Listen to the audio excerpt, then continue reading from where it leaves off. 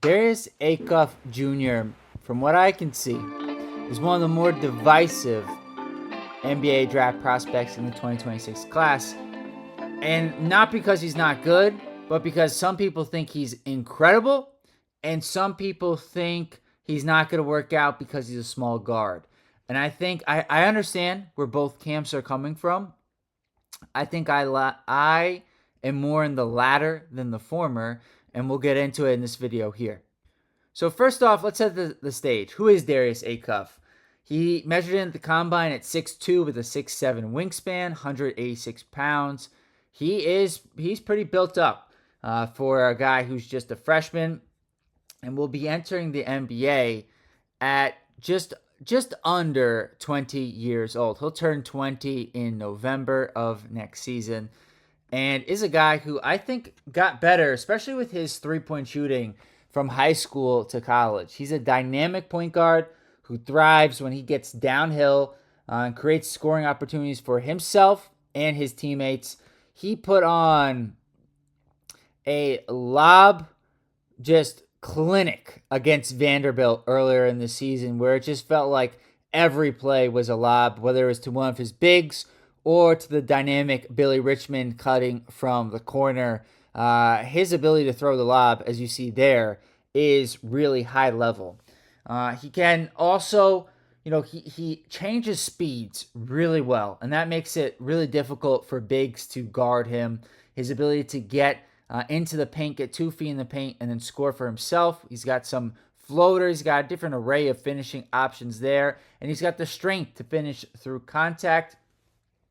I think he's a little bit more comfortable with his three off the dribble than off the catch. But I honestly felt like during his time at Arkansas, he got better with his shot from three overall, and I was really impressed. The strength is impressive for somebody his age.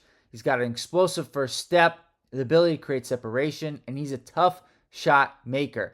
And then lastly, going back to the three-point shot, I just got to reemphasize this because from his high school tape to where he got to at Arkansas, I just felt like it got a lot better. And specifically, just under 6 attempts per game at 44% was Acuff. He led the SEC in scoring and assists per game at 23.5 points, 6.4 assists, only 2.2 turnovers. And look, he had to do a lot for the Arkansas team in terms of setting the table, being the offensive hub, because they had, Malik Thomas, they had Billy Richmond, they had DJ Wagner, but none of them were as good of a playmaker as Darius Acuff. And Carter Knox got injured towards the end of the year, but there wasn't a great secondary playmaker. And additionally, and I think this is important to bring up here, the spacing around him was not fantastic. There wasn't a lot of great shooting. Malik Thomas is a very good shooter, but outside of him, Brazil would have moments where he was knocking him down, and when he wasn't, Billy Richmond, I love him, but not the most consistent three-point shooter. DJ Wagner, same deal. So the spacing around Acuff wasn't fantastic. So I know some people will point to the fact that he wasn't great with his two-point shooting, especially around the rim. But I wonder, in an environment where he gets more spacing at the NBA level, could that tick up? Because that's one of the knocks on Acuff. And then I think defensively is where the knock is most fair.